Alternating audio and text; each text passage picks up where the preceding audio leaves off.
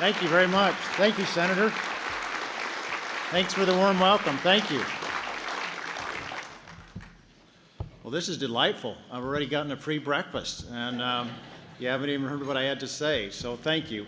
I want to first start out by saying, I have occasion to travel back to Washington, D.C., and I don't know that Washington, D.C. ever looked quite so good to me as it did this morning as I walked into a room and saw so many Wyoming folks from our legislature.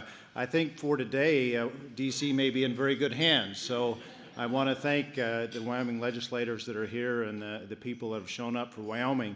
You know, of a population of 576,000, you get 10 or 12 of us here, we're talking about a percentage of the population. So it is great to have them here and for them to make the travel. Before I go into comments, I do want to tell you my wife, Carol, is here with me, and I'm delighted to have her here. We've got a great day today. We are here, and then we get on a plane and we go all the way across the country to Las Vegas. And in Las Vegas, we are going to see Team Wyoming, which is our rodeo team. They're performing the National Finals Rodeos. We are the Cowboy State, and we have a rodeo team. And so we get to visit with them, and we have a Wyoming breakfast there tomorrow morning we're looking forward to. So before I got into this business of being governor, Carol and I were in the ranching business full-time. And so every day is a wonderful learning occasion for us on what it's like. And I have my stories that I tell Carol. You know, here was my day today, and here's what it's like, and this is something I learned. And she tells me her stories. And one of the things she is promoting around Wyoming is early childhood literacy. And in doing that, she goes around the grade schools in our state, and she reads to kids, first grade level, and she has a delightful time doing that. But it's this perplexing question that the teachers often ask of the students. This is the First Lady of Wyoming. Do any of you know what that means? And, you know, first graders aren't afraid to give an answer, right or wrong. They will give an answer. And so the first time that was asked, shortly after we came into office, the, hand shot up. Yes, I do know what that means. That means you are the oldest woman in Wyoming.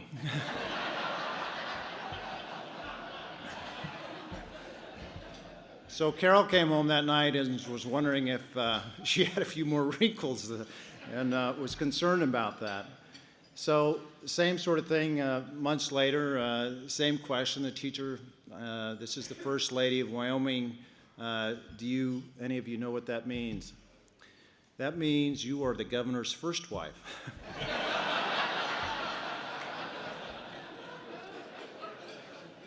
So that night we had a talk too. But her favorite, now that she's really latched onto it, just came recently, where the question was asked, and the answer was, yes, I know what that means. It means you're the governor's first daughter. She likes that quite well. I want to thank you for the invitation to be here. I consider it a real privilege to speak to this organization.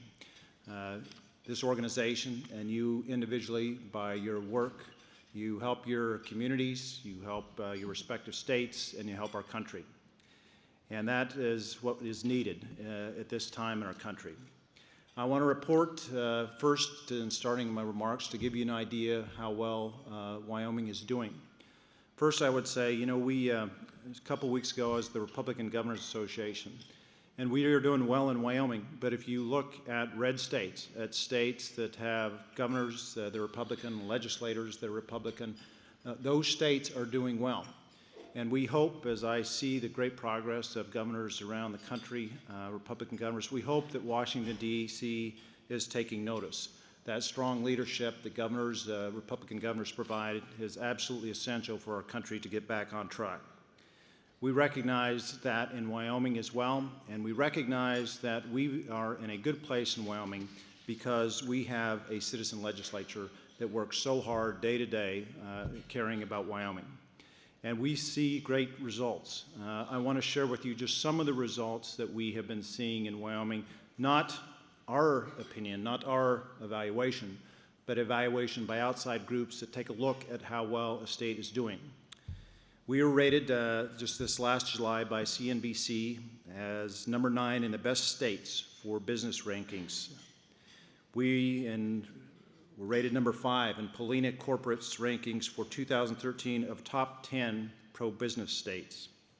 We were rated in 2013, and they sort of do this a year in advance, by the Tax Foundation as the most business-friendly tax climate. We were just recently, again in October, rated by the Tax Foundation as number 1.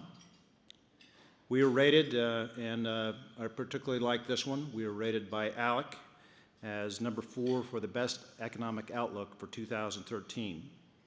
For the last 3 years, Wall Street 24/7 has rated us as the best or second best run state in the country. We have continued our work in Wyoming, recognizing that what we do and what we talk about in terms of business success translates into a quality of life for our citizens. As a result of some of those things, our unemployment is about 4.6%, which I think is very good. But as I talk to my friends and governors in North Dakota and South Dakota, they say, "What's wrong with you up there?" Our unemployment, is there somebody here from those states? Okay. You know, that's why you should always follow your notes. I didn't have that in my notes. The economic success we've had, the business success the success business has had, the private sector. You know, it's our job to make sure that we set the platform, but it's up to the private sector to do the work. And as a result of low taxes, reasonable rules, reasonable regulation, not only is our unemployment low, but we're recently recognized by the U.S. Census Bureau that Wyoming has the 3rd lowest poverty rate in the nation. And so I read in the front page of the paper today that the president's announcing, you know, what to do about pay equality, what to do about this issue. One of the best things you can do, as you all know, is have the reasonable rules, reasonable regulations, let the private sector thrive, poverty rate goes down.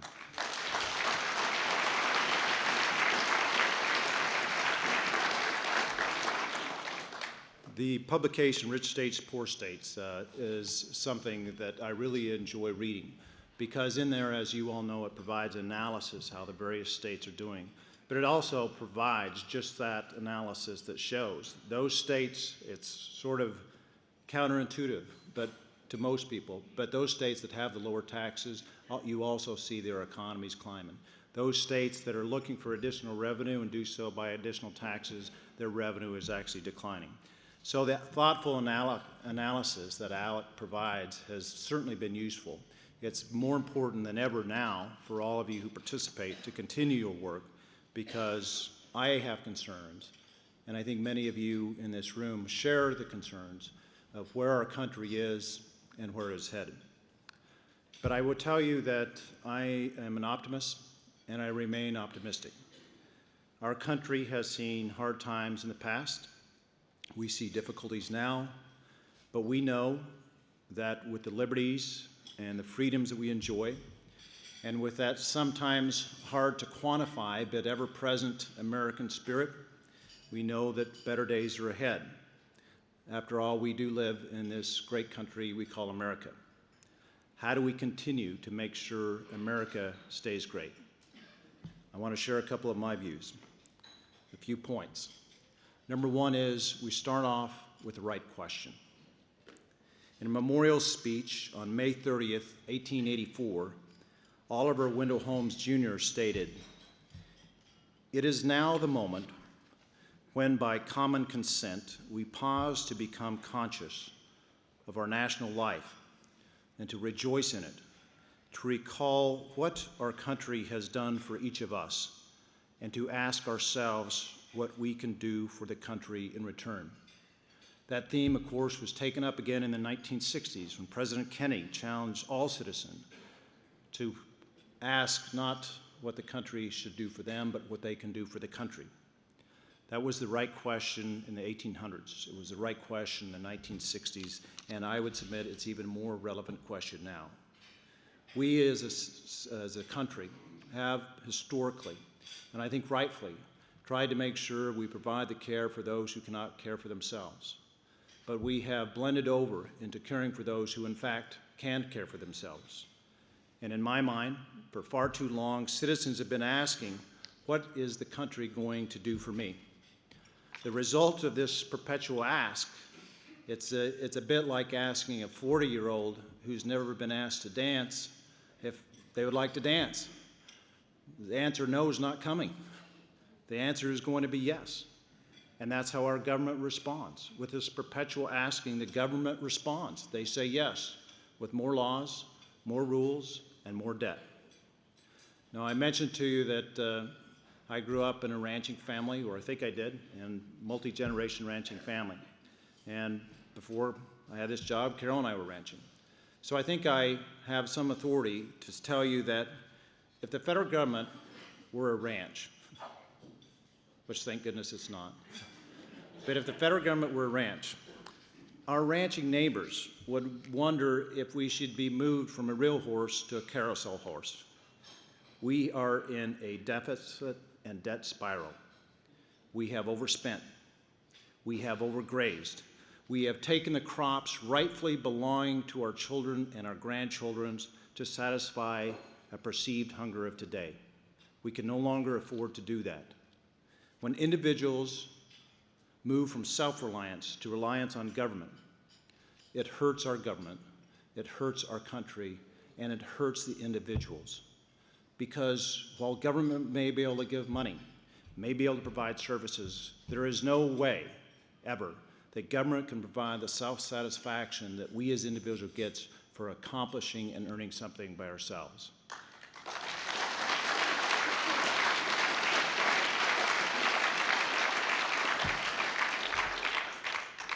Despite good and mounting evidence to the contrary, too many believe federal government is the cure for all ailments. The federal government has many important functions, to be sure, but Congress and the administration must recognize its limitations and must focus on core issues.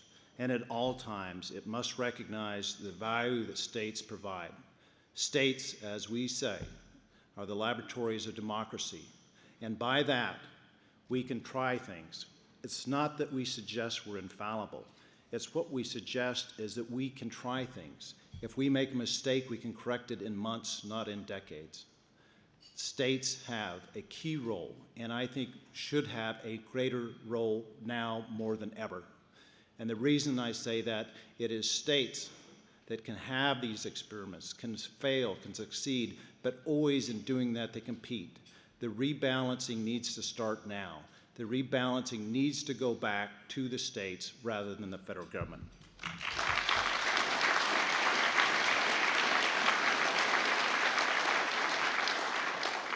On a particular issue, specific issue that is critical for Wyoming, is the issue of energy. This is an issue that I think we are not getting right now, but if we were to get right, it could mean so much to the citizens of our country. Now, let me first start by saying where my perspective comes from. Wyoming is the energy state.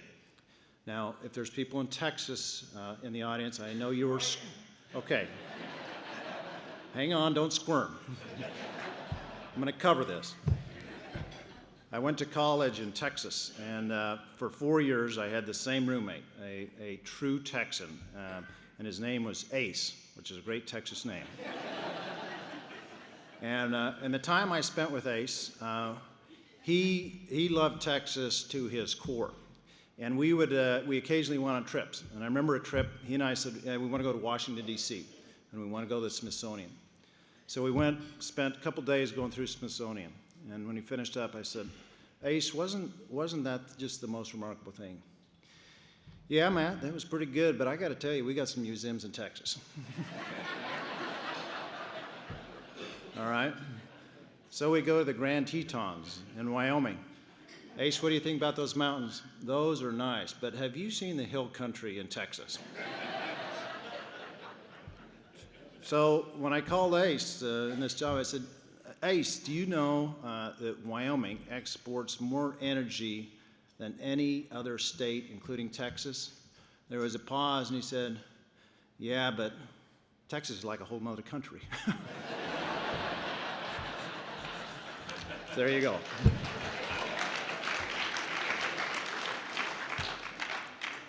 We need a sound energy strategy in this country. And by that, I mean we need to get a plan to go forward on how we develop our energy.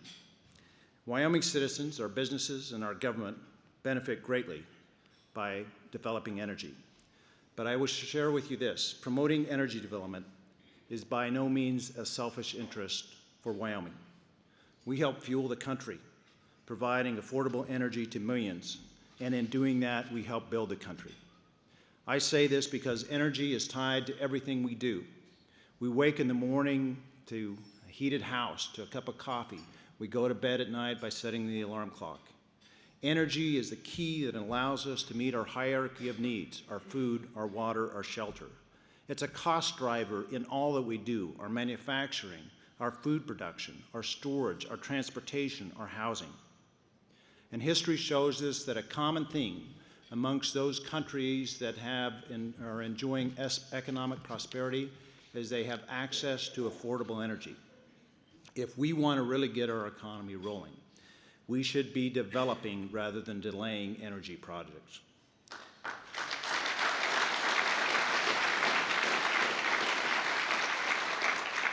We need an energy plan, a plan that recognizes the value of energy to our economy, that recognizes we need all energy resources, and recognizes the national security that would come from being energy independent. We need a plan that builds a roadmap on how to use our resources, from coal to uranium, a plan that invests in technologies such as capturing carbon to use for enhanced oil recovery, to technologies that improve our electrical grid, a plan that does not start with a false choice: do we want energy or do we want a clean environment? I reject the question. I reject the question as a false choice. The fact is we need and we want both, and also the fact is we can have both.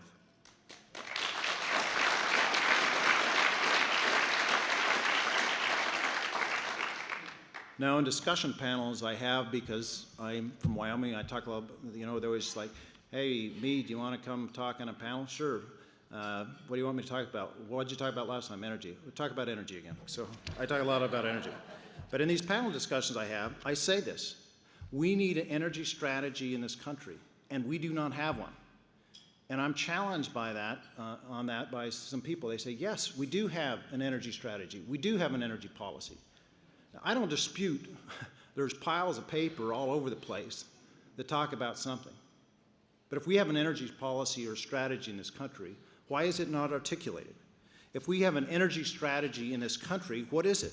What is an energy strategy that funds Solyndra but stops the Keystone Pipeline?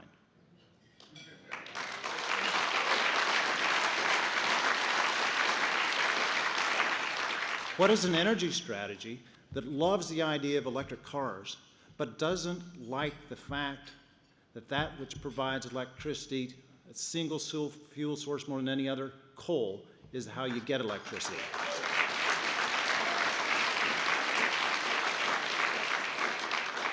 And what sort of energy policy is it that loves the idea of natural gas but hates hydraulic fracturing?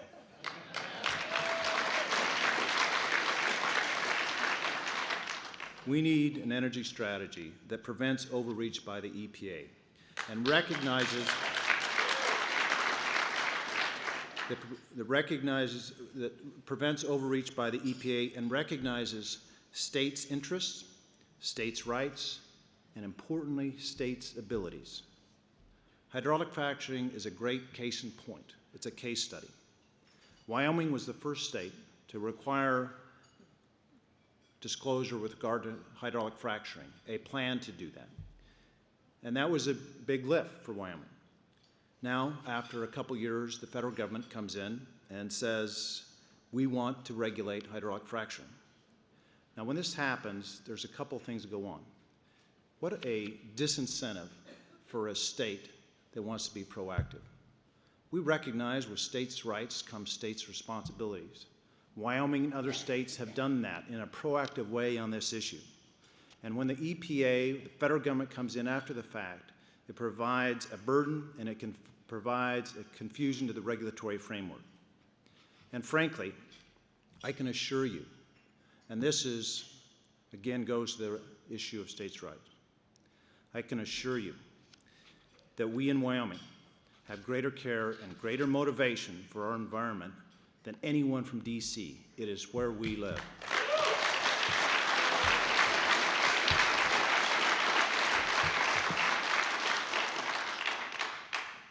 I have friends that work in the federal government in various different ways.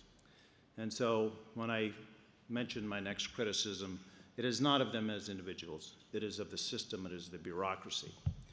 Because this is important.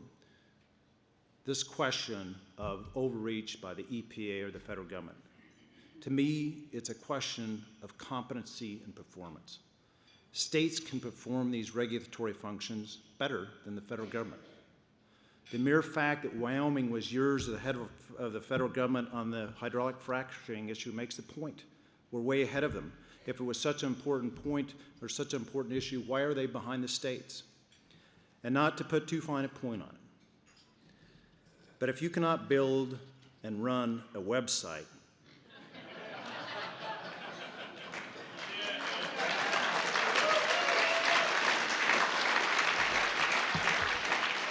that is your top priority, you have no business meddling in hydraulic fracturing.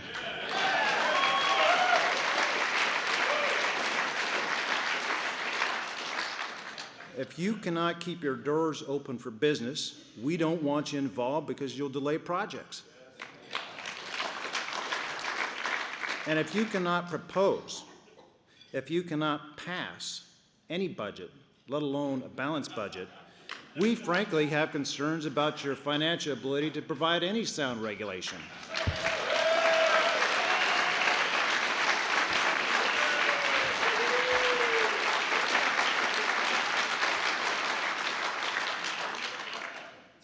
We need an energy strategy because at its core, affordable energy is one of the best ways of making the promise of opportunity for our kids and our grandkids a reality. We have these wonderful resources of coal, oil, gas. We have renewables. And I've recently traveled overseas to Taiwan and South Korea. And what a difference. They look at these resources we have and they consider it such good fortune for our country. Shouldn't we do the same? Shouldn't we recognize the value of what we have? Shouldn't we have a plan on how to use those resources and get the country back on track?